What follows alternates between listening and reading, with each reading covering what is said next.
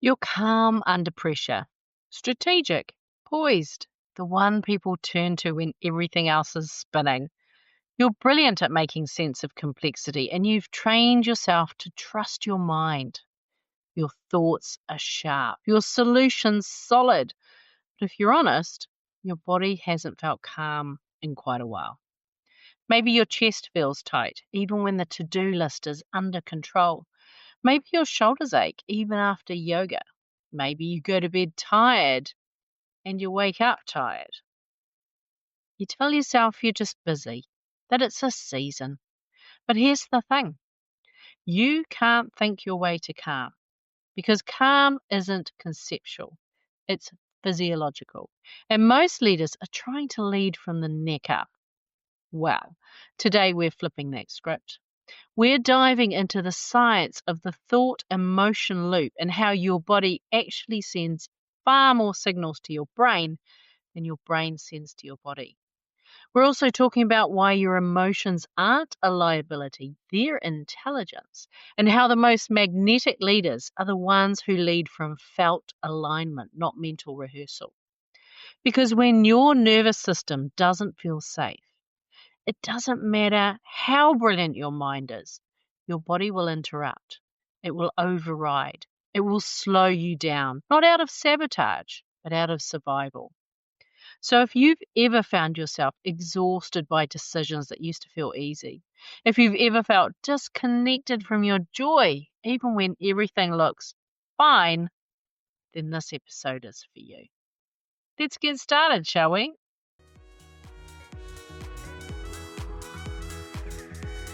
You're the one they turn to, the calm one, the capable one, the one with the answers. And yet, beneath it all, you know there's more available for you. More energy, more clarity, more unshakable presence. Welcome to Project Joyful, the podcast for health-centered leaders. I'm Tracy Tutty. Here, we speak to the part of you that knows leadership isn't about doing more. It's about becoming more fully who you are. So let's begin, shall we? So, let's talk about the leadership skill that nobody taught you, the one your body's been asking for all along.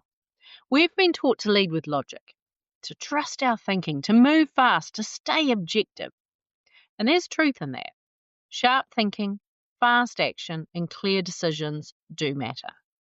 You've built your career on those strengths, but they're only part of the equation. Because here's what the neuroscience tells us. Your body is constantly feeding your brain information, far more than your brain is feeding your body. Now, this isn't woo. This is wiring. Your nervous system has a built-in communication superhighway. You've probably heard of it. It's called the vagus nerve. And according to Dr. Stephen Porges, who developed polyvagal theory, around 80% of the vagus nerve fibers are afferent, which means that they carry signals from your body to your brain. So when you get that gut feeling, that knowing in your chest, that subtle shift in your breath, that's your leadership intelligence speaking, and the best leaders listen. A 2016 study by Dr. Ginka Teagle and Jean-Marie Basu in the MIT Sloan Management Review found that the most effective executives actually rely on gut instinct, not as a backup plan, but as a core decision-making tool. They trust what their body knows, often before their mind catches up. Additional research in Harvard Business Review echoes this. It shows that leaders who integrate somatic awareness, those gut cues, breath, subtle sensation, well, they actually make faster, more accurate decisions under pressure. So when you try to lead without including your body, you're essentially trying to make high-level decisions with limited intel. This is the thought-emotion loop in action. Your body senses, your brain interprets, you make meaning, your body responds again. And when you tune out your emotions, you're short-circuiting that loop. You miss the signals that tell you whether something is safe, aligned, energizing, or not. And ironically, that can make your thinking slower, not faster. Your decision-making gets fuzzier, not clearer. Because without your body's input, you may miss key information. Not because it's not there, but because it's arriving through a different channel. Your gut can register things your mind hasn't yet noticed. A shift in someone's tone, a tension in the room, a timing that feels subtly off. It's not magic. It's pattern recognition, and it's rooted in the nervous system, not the spreadsheet. Okay, so I'm going to get a bit geeky on you now because, well, this part's just too good to skip. So here's why the body picks it up faster than your mind. Are you ready? Your nervous system's built to scan your environment constantly through something called neuroception. Now, this is your body's subconscious radar, and it's looking for one thing. All it wants to know is, am I safe or am I not?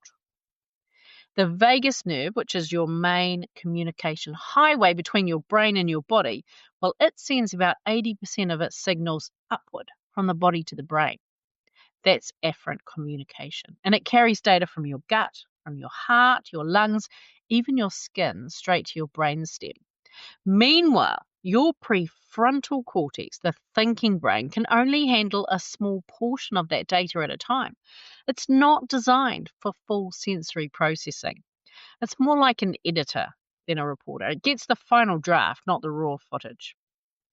So your gut feels it, your heart skips a beat, your breath tightens long before your mind has words for it. That's why instinct isn't irrational, it's pre-rational. And it's often right. So this isn't about throwing out logic, okay? It's about upgrading your leadership system to include all of your intelligence.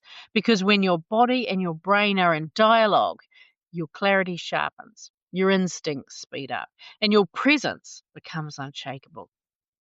So I'm guessing, well, that's interesting, but what does this actually look like in real life? And here's the thing. The cost of disembodiment isn't always dramatic. It's often subtle. It's you walking out of a high-stakes meeting where everything went well, but instead of feeling energized, you feel flat. Or worse, you feel numb.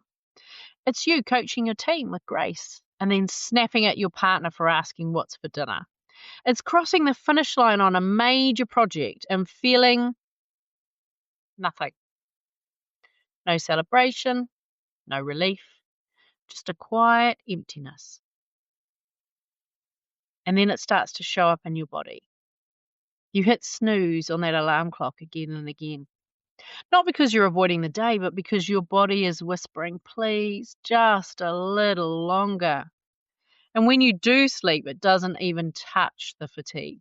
You wake up tired, not groggy, tired in your bones. Like something inside of you is still holding tension, even in rest. And it's not your bedtime routine. It's not about blue light or magnesium or getting to bed earlier. It's the kind of tired that sleep doesn't fix. Because it's not about rest. It's about resonance. And then it hits. That moment when you open your eyes and for a second you think it's Saturday. Relief starts to rise, only to crash when you realize, oh no, it's actually Friday. That's the worst feeling, isn't it? And you've still got to lead, right? You've still got to show up. You've still got to haunt your own calendar like it doesn't affect you. You haul yourself out of bed, not because you're unmotivated, but because you're moving through the day on override. The exterior still works, but the interior, quietly, it's slipping out of sync. You think you're compartmentalizing, that work is work, home is home, that if you can just get through the day, you'll feel better on the weekend. But there's no clean line between work and life. That's a myth. There's only you and the way you show up across every space you enter. And the world tells you, especially as a high-performing woman, well, maybe you're just doing too much, or maybe you can't have it all. Girlfriend, yes, you can. You can have it all. When you get to define what all looks like, it's all yours. And when your success isn't just measured by outcomes, but by how you feel getting there. And that starts with reclaiming your body as part of your leadership, not as an afterthought. Because when you include your body, you don't have to push through. You get to move with. And that's the difference between surviving your life and actually living it. So let's imagine a different kind of leadership, one where your body isn't something to ignore, manage, or override, but a strategic technology you trust deeply. Because your body holds more intelligence than we've been taught to believe. It's not emotional clutter. It's not a liability to work around, and it's definitely not going to derail your logic or dull your edge. In fact, it sharpens it. When your nervous system's regulated, your leadership becomes magnetic. You walk into a room and people feel it. You speak, and the tone alone says, we're safe, we're clear, we're moving. This isn't charisma. This is embodied leadership, and anybody can do it. It's the kind of presence that doesn't have to prove anything because it resonates trust from the inside out. So what's happening inside when your body's leading well? Well, it feels a bit like this. Your breath is open and it's low in your chest, not shallow and fast. Your heart rate feels steady. Your gut feels settled. There's space in your chest, not pressure. And most importantly, you're not in survival mode. From that place, your decisions get faster because they're no longer driven by doubt. Your words become clearer because you're not buffering every sentence with fear of judgment. And your team responds not just to what you say, but to the energy you hold. Because here's what happens on the outside. People stop second guessing your directions. Meetings feel decisive, not draining. The team, well, they start showing up bolder, more creative, because your presence is what sets the tone for their safety. Oh, and your team, they're not just listening to your words, they're feeling your nervous system because they've got their own thought emotion loops too. So when your gut says something's off, even if you say nothing, they feel the pause. When your energy tightens, even if your face doesn't flinch, they sense the shift. It's not conscious, it's biological. Their bodies are reading yours before their minds have processed what you've said. And when you're out of sync, even by a degree, they don't hear clarity, they hear caution. They second guess, they hold back. And without ever saying it out loud, the whole room contracts. But when your nervous system's regulated, when your inner world matches your outer message, that's when your leadership lands. They trust what you're saying because it aligns with what they're sensing. And that's the magic. Because you're not leading through performance anymore. You're leading through coherence. And if you're wondering how to build that kind of coherence, that deep alignment between your inner state and your outer leadership, that's what we do inside Neuro-Identity Coaching. Because your nervous system isn't just reacting to stress. It's running patterns, old survival responses, inherited belief systems, internalized rules about how to lead. And when we work at the level of neuro-identity, we don't just shift habits. We recalibrate your sense of self at the level your body actually understands. That's how we move from performance to presence, from override to resonance, from exhaustion to ease. It's quiet work, but its impact is anything but small. So if nothing else, let this episode be your permission slip.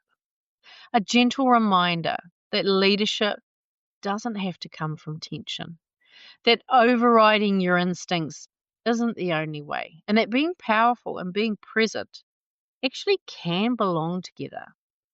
You are never too sensitive, too emotional, too much. Your body is not a problem to fix. It's a partner to listen to because your brilliance was never meant to run on override. It was designed to resonate. And when you bring your full self, mind and body into the room, that's when the game changes. If this conversation stirred something in you, if you felt seen or called forward, and you're ready to explore how this could shift your leadership, let's talk. You can book a call with me using the link that's in the show notes. There's no pressure, there's no pitch. It's just a real conversation, body and all. I'm sending you lots of love. Bye for now. Hey, thanks for listening to today's podcast. Can I ask you a favour? If our conversation spoke to you today, could you please take a moment to leave a 5-star review? Your review will help people discover this podcast, and together we can create a world where there's even more love and more laughter. And if you want to hear more from the Project Joyful podcast, just click the subscribe button. Bye for now.